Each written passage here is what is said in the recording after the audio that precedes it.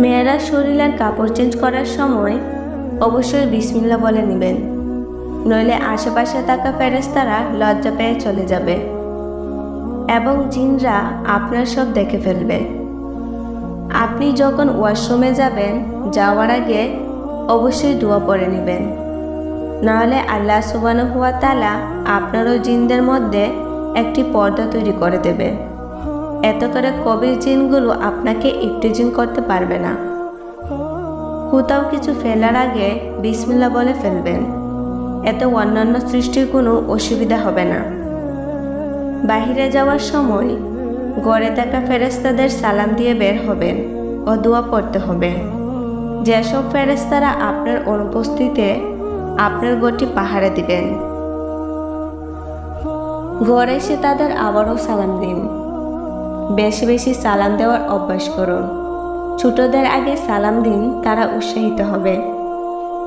আপনি যদি বিবাহিত হয়ে থাকেন তাহলে বাচ্চাদেরকে ছোট থেকে মসজিদে পাঠানোর অভ্যাস করুন।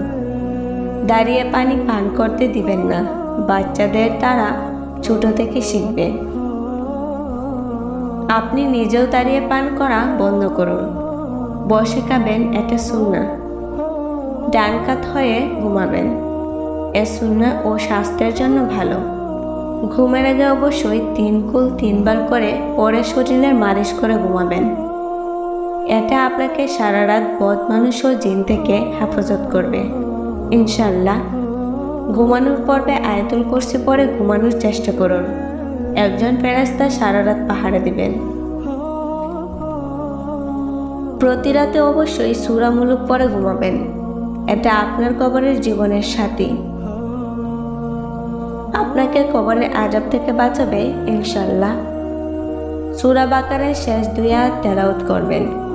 নবী করিম সাল্লাল্লাহু আলাইহি ওয়াসাল্লাম বলেছেন, এই 2 আয়াত ওই রাতের জন্য যথেষ্ট। ঘুমানোর আগে প্রতিদিন বিছানা ঝাড়েন, অথচ এটা সুন্নত মনে করে ঝাড়লেই পেয়ে যাবেন সওয়াব।